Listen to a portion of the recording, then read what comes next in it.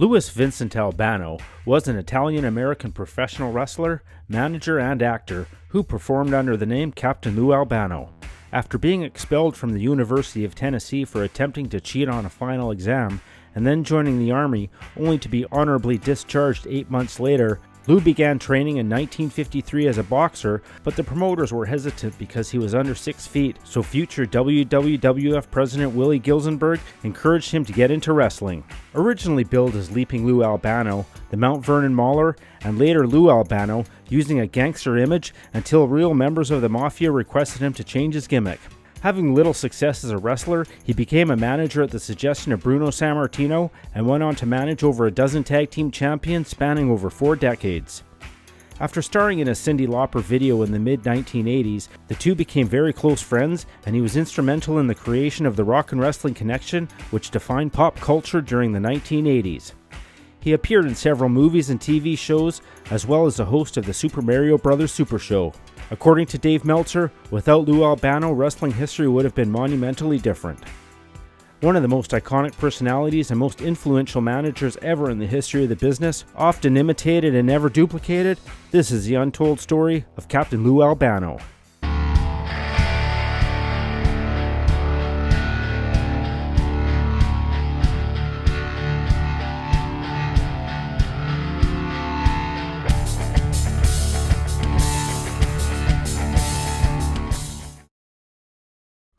Lou was born in Rome, Italy on July 29, 1933.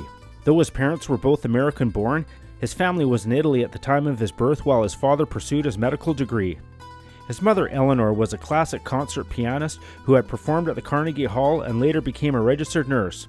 His father, Carmen, was a physician who delivered over 6,000 babies. He later co-patented a forceps instrument to assist in breech birth deliveries. Lou had 8 other siblings, but only 5 lived until adulthood. He was baptized in the Vatican, and his parents returned to the New York City area shortly thereafter, aboard the RMS Majestic. The family settled in the Mount Vernon area. Lou attended Archbishop Stepanek High School in White Plains, New York, where he competed in track and field and football, where he was team captain. It was this position that later inspired his wrestling gimmick, Captain Lou Albano. He was so talented that he received 32 offers of full scholarships from universities around the country. He chose the University of Tennessee based on the strength of their football team. His team included the likes of Darris McCord and Doug Atkins. But his college career was cut short when, after several conflicts with the dean for poor behavior, he was caught cheating on an exam, which resulted in him being expelled. Now that football was no longer a viable option in Lou's life, he joined the Army, but because of a childhood injury, he was discharged after only 8 months. Lou's father, Carmen, wanted to open up an insurance agency and have Lou run it, but not wanting to give up on his dreams of becoming a professional athlete, Lou decided to begin training as a boxer. But standing at only 5'10", other boxers towered over him. Before another door slammed in his face, he met boxing promoter Willie Gilzenberg, future Worldwide Wrestling Federation president, who suggested Lou might want to try his luck in pro wrestling. In the early 1950s, Lou began working for the WWF. Antonio Rocca was Albano's first TV opponent. Lou tried to lay out some spots for himself, but promoter Jack Pfeiffer made it sternly clear that Albano was not to get in any offense. Lou told his friends he was going to work on TV, and they all assumed he would be making as much as $1,000 for being a TV star. Lou ended up being paid $25. He cried foul and ended up being blackballed by Vince Sr. for 6 months because he complained. After expenses, he came away with $13 for the day. Lou got some work in Canada during the winter, but the weather was brutal. After a forgettable run as a singles wrestler, Vince Sr. suggested Lou go to Chicago for a chance to expand his career. It was there he formed the Sicilians with Tony Altimore. Well, ladies and gentlemen, these dudes I've got up here with me now are known as the Sicilians, and who's the spokesman? We know we have the ability to beat these guys, and we just want the chance to prove it. We're out here for one purpose, to beat these guys and to bring the title back to Sicily where it belongs. Do you think that you're in the same league with a couple of champions? There's nobody in our league. What do you mean the same league? What's the matter with you? What are you talking about? What league? We are the greatest tag team in the country today, in the world. Tell me first of all, who did you beat? We're beating some of the tough contenders in the country. Names are immaterial, but we beat Name them all. everybody and we beat them. They had a mob gimmick of two stereotypical mob goons, but had to tone down some of their gimmick. Not only were they hated by the fans, real members of the mob were upset at being represented in a negative light. Despite the fact that they were holding the Midwest tag titles, the threat was taken seriously, and afraid for their well-being, they hightailed it back to the Northeast without even dropping the belts. The Sicilians had a good run when they returned to the WWF, even briefly capturing the United States tag titles. Bob Orton Jr. recalled an incident where Lou went to the ring with a gun and saved his dad, Bob Orton Sr., who was a heel, from unruly fans. He would state, "That night in particular, Dad dropped 2 straight falls and still had so much heat that when he left, some guy was standing up in the bleachers and hit him in the head with a chair, which knocked Dad out. And Lou Albano went out with a gun and a couple of guys. Dad's knees were scraped to the bone where they had dragged him out of there. But if Lou wouldn't have went out there with the gun and made people back off, they might have killed him. From that night on, he never got that deep, serious heat because he knew it was too dangerous." In 1962, Lou's father had a head-on collision when a car in the oncoming traffic swerved into his lane, and Dr. Carmen Albano was killed instantly.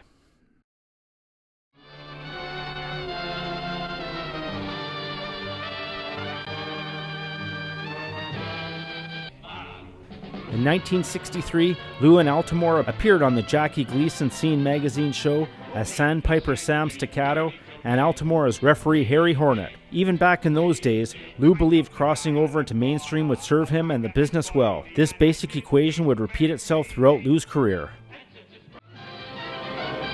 What mob is running the city today? Our mob. Our mob. This mob is running the city today.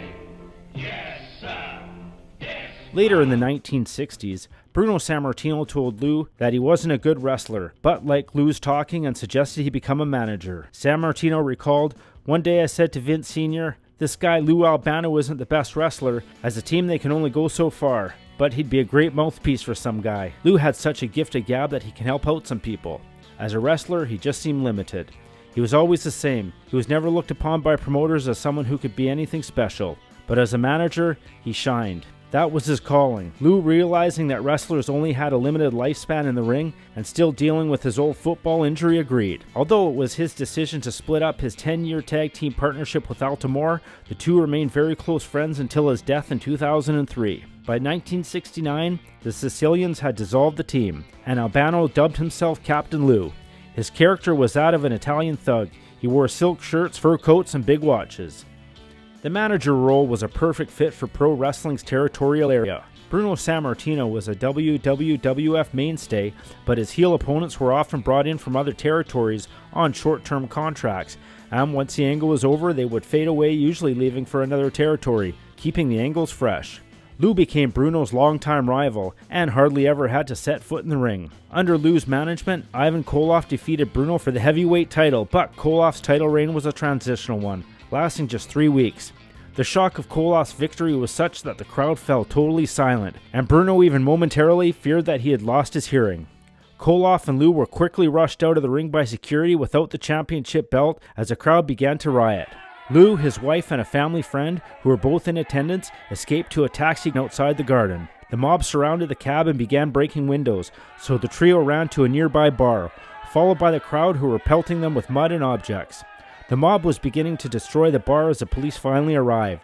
Vince McMahon received a bill for damages totaling $27,000, cementing Lou's unapparelled ability to arouse anger from the audience. Koloff would lose the title a short time after to Pedro Morales. That was the first and only time Lou ever managed a heavyweight champion. He would go on to manage both Greg the Hammer Valentine and Don Morocco when they were Intercontinental Champions, and would also manage an astounding 17 Tag Team Champions. Around this time, managers were relatively rare in the pro wrestling world. WWF only had 2 others. However, a promising new wrestler, Oscar Crusher Verdú, had just recently immigrated from Spain. His in-ring capabilities were hampered by a limited command of English, and Lou was assigned to be his mouthpiece. Lou emphasized Verdú's physique and insisted that he had never been taken off his feet during a match. To rile up audiences, he also engaged in ethnic slurs, which were then more of a common part of the WWF banter. Lou promised that Verdú would stomp on that Italian, referring to Sammartino. The fact that Lou was also Italian himself only heightened the audience's reaction. Bruno later said, "They wanted to see me beat the hell out of Verdú to make Albano a liar. He could get the kind of heat that nobody else could. The result was a Madison Square Garden sellout when Verdun faced San Martino in June 1970, the first for the company in 5 years, and then record gate for a wrestling event in that arena. The record only lasted a month when a rematch brought in over $85,000 in ticket receipts. After losing that match, Verdun cycled out of the WWF rotation, but Lou remained as a top heel manager for the next 15 years. Even as a heel, some would say especially as a heel, Lou was a ball of charisma. Long frazzled mane, Hawaiian shirts unbuttoned, rubber bands tying off his unkempt goatee, and more dangling rubber bands and even safety pins from his face. Underneath, he still had the streetwise, thuggish personality he portrayed in his singles wrestling run, but had honed his microphone skills to make him one of the true greats of his era. He looked like your average tough uncle who could actually throw his weight around, but yet hid behind his proteges. Another protege of Lou was Iron Mike McCord. A memorable match in 1974 featured Chief Jay Strongbow applying his famous sleeper hold on Mike McCord, but Lou interfered in the match by smashing an arm cast over Strongbow's forehead, causing him to bleed badly. It was previously alleged by Albano that Strongbow had since jumped him in the locker room, breaking Lou's arm in the process. But during the match, McCord was disqualified because of outside interference. Strongbow was cut open by Lou's bloody blows. Later, Strongbow settled the score by challenging him to put on the wrestling tights once again, and the stage was set in front of a sold-out crowd at Madison Square Garden, where he defeated Captain Lou Albano quite convincingly. In the early 1980s, Lou wrestled a handful of both singles and tag team matches, teaming with the Moondogs, Fuji and Saito, and even Ray Stevens. In 1984, Lou met pop singer Cyndi Lauper on a plane flight from Puerto Rico. Her manager, David Wolf, suggested that the two collaborate on a project at some point in the future. He appeared in several of her music videos and played her dad in the music video for the single Girls Just Want to Have Fun. She appeared on Roddy Piper's Piper's Pit program to discuss a collaboration. Lou, in character, began degrading Lauper and women in general and claimed to have written all of her songs and been the only reason for her success. Lauper, in turn, assaulted Albano with her purse, and the two agreed to settle their differences in the ring.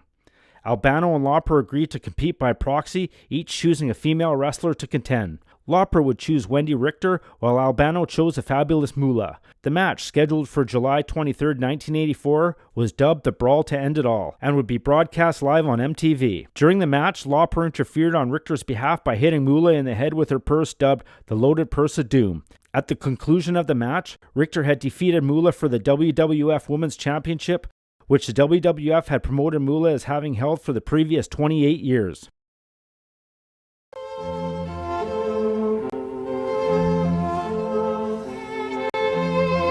You recognize this lovely melody? Well, I don't either. And furthermore, I don't care. The only thing I care about is NRBQ. Round the records. NRBQ, Tiddlywinks, baby. For a time in the 1980s, Lou also managed the rock group NRBQ.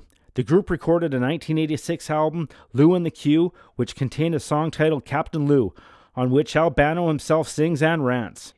In the meantime, Lou had become involved in several charities. His brother's brother-in-law had recently died of multiple sclerosis, and the experience led Lou to lend his time to raising awareness and funds to combat the disease, occasionally alongside Lauper. Millions everywhere, and the Students Against Multiple Sclerosis. Cyndi, we're gonna smash it, we're gonna kick it, we're gonna knock it off the face of the earth. We're gonna do more than that, Lou. We're gonna bust MS. Bust MS. Bust MS. His increasingly public benevolence clashed with his in-ring persona, which violated the principles of kayfabe, maintaining the appearance of reality within professional wrestling, which was still strictly adhered to at the time. In 1984, Lou decided it was time, after 32 years as a heel, to turn face. He therefore arranged for Lauper to receive an in-ring award for contributions to both wrestling and the fight against MS, for which he also came out and congratulated her. In the course of the ceremony, Roddy Piper came into the ring to sarcastically praise Albano before breaking Lauper's award, a gold record plaque, over his head. Lauper and her boyfriend manager David Wolf were also attacked by Piper and Orton.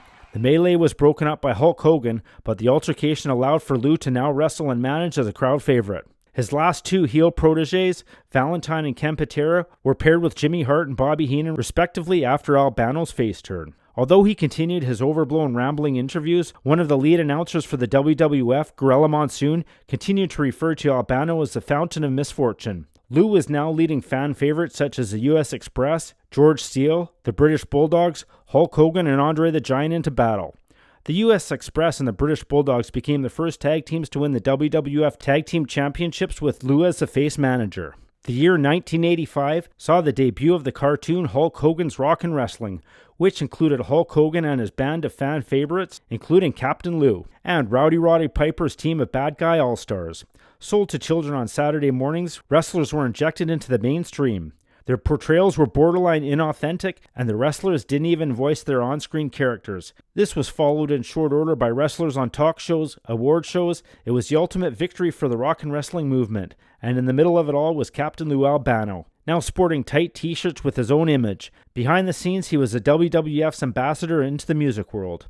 Even though Hogan was appearing on MTV and commercials, Lou was the era's true crossover star. He would highlight it all with appearances on Miami Vice, 227, and in movies like Wise Guys and Body Slam.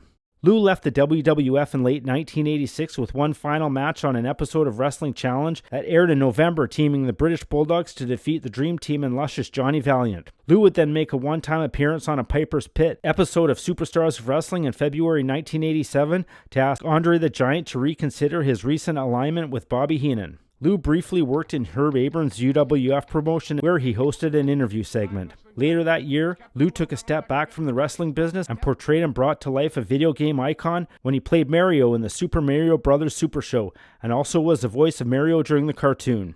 He admitted he almost turned down the role when they told him he had to shave off his trademark goatee until he saw how much money they were going to pay him. The show featured both Mario and Luigi, who were running a plumbing company from a basement in Brooklyn.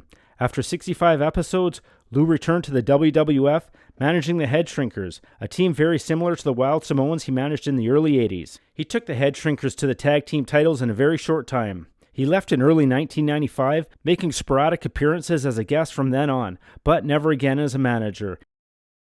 In 2008, on his 75th birthday, at a bar in Queens, New York, ECW original The Sandman gave a drunken toast to his longtime friend, then got into a brawl with the owner of the bar. The rumble made the New York papers and went viral on the internet. Lou once again was in the mainstream. He led pop culture into pro wrestling and pro wrestling into pop culture.